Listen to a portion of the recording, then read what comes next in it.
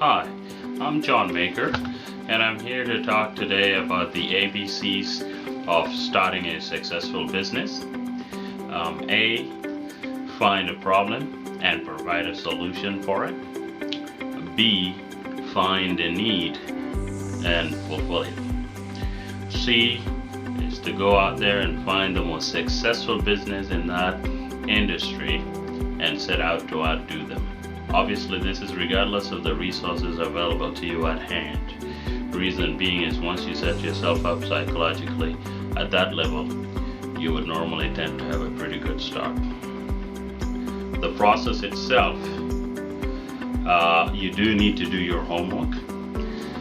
Another ABCs, obviously, you'll have to find a safe way to research your business idea. A lot of people in the past have discussed their business ideas in the open air, and before you know it, that product was out on the shelves. So you might actually have a very, very good idea, and it would be best to discuss that idea from the side of the problem rather than the solution you're going to be providing for it, because if you solved it, then people are not going to wait for you. They probably may have deep pockets and would go out there and get it out the next day. Determine what industry or market sector your business falls in. Now, this is a point that's always mentioned, but the reality is, whatever the product and services that you found, that problem already actually determines what kind of a customer and a consumer you'll be getting. If it's a beauty product solution, then you already are going to ultimately be dealing with women. The only difference is you'll have to figure out what age and what ethnicity, what geographical location, what income size type of thing. These are just little things that will just typically fall in place, because when it comes to pricing a product, obviously you would need to find more information on areas and type of income size in terms of the customers that you're looking for. Now, the other thing you will need to do is to determine the type of business, the way that you will operate your business. Is it going to be a business to business, which is B2B, or is it going to be a business to consumer, which is a B2C, or is it going to be a consumer to consumer, which is a C2C? And this last one here is obviously one of the most common ones, early 80s and late 90s, in terms of network marketing. I think they call them MLMs, the pyramid scheme type of stuff. Usually, if you're starting a business, obviously it's best to stay away from CNC. But the main other thing is to, obviously, once you've had a sketch draw of the product you're looking for, you research your idea, you're confident, you've discovered a sizable market for your solution, then you obviously would then sit down and draw a business plan. Now, this is something that you would definitely best do with a lawyer, a professional. Otherwise, before you do sit with a lawyer and do that, your best bet is to go on the internet and find these packages that sell pre-made templates for business, basically business plans. In some cases, your product, somebody may actually have an actual business plan for that particular product. So it makes it a lot easier, but you still need it. It would cost you about maybe $200 or so, which is a very good investment.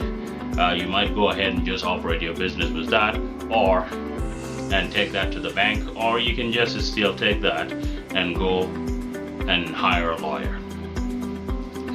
The other thing that's very critical within that business plan is your mission statement. Your mission statement is how you will operate, how you will do business, and obviously this is what defines who you are as a company or a business. Now, this is basically depending on how you will apply that. A lot of people say we do this and do that, but when you come to the actual place physically, the service is far different from their mission statement and values. The problem with that is because it doesn't really help you build a pretty good brand name. So make sure that you do have something that of a vision that you can easily execute.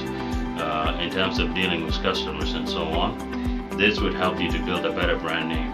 Speaking of a brand name, that's another thing you will need professional help with, unless if you're gonna call it by your name or a pet name or a child's name or just a family member's name sort of a thing. Otherwise, it would not be advisable for you to sit down and think of a business name. There's a lot involved more than that. The other thing is, right after that, also you would need to have you would need to develop a marketing strategy. A marketing strategy is very critical these days. Back in the days, it was to find a location, but these days, location don't really matter anymore, because with the marketing strategies that are very popular on the internet these days, it doesn't really matter where you're located, because people will just order things from you online, depending on what kind of services and products that you're attempting to sell. However, obviously, you still are going to be locating yourself in a reasonable neighborhood and that type of thing. If you're going to go B2C, a B2C would require you an office that would allow foot traffic, obviously. C2C is obviously a home business. Depending on the city that you live in, obviously you're not allowed by law to have foot traffic in a residential home for business. So you would find yourself being either a B2C or a B2B. A B2B does not have to have a place where foot traffic comes. You just have a reception area for quick meetings and things of this nature within the structure that you lease, and that's it really, because you're not going to have customers coming in and going every day if it's a B2B operation. But B2C is obviously the kind of place that has to have foot traffic. So the other thing that you would obviously need as well is building a website. These days, nobody can really do without a website. Your website can be effectively used to distinguish your services from those of your competitors. Also, it will help you move away from price wars and devaluation of your market sector as you grow.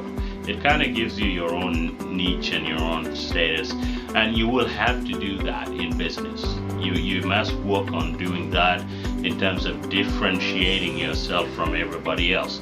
In this way, whether that market goes down or up, at least you have some sort of a stabilizer. Finally, and if you are, hire and staff well at all levels. This is what's gonna make or break your business. And a lot of people make these mistakes very commonly. Small to medium-sized businesses that open up, usually they will not last for more than 2 years. And the reason is management and employees, mainly. A lot of these people would have money given to them from banks or already have money, really excited. Everything is said and done. They've got themselves a building, an office building, and they got themselves, the place is furnished up and equipped, and they can't wait to see the first employee walk in through the door. So the mistake that is usually typically made there is that they just hire without really being careful and without doing the proper screening of the people that they're bringing in. Not everything is said in a resume really proves that that individual can deliver. So in this case, you would need to hire a recruiter who would do the screening and the qualifying and then the interviewing and everything. That is a very solid investment, because business is people and people are the business. And this is not just a slogan, this is a reality. It's gonna either make your business or break your business. So you have to take that step professionally, and that would be the safest way for you and the safest thing to do. My name is John Maker. You can reach me at John Maker, MAKER100 at hotmail.com if you have any questions. Or if you have a home business set up and you're having trouble calling in terms of setting up an effective opening for your script or a presentation, we can pretty much help you edit that and kind of make it more smooth and more reliable, so that you can get less rejections over the phone. Otherwise, you can use the title of this presentation, which is the ABCs of Starting a Successful Business. I thank you very much. I wish you the best, and good luck.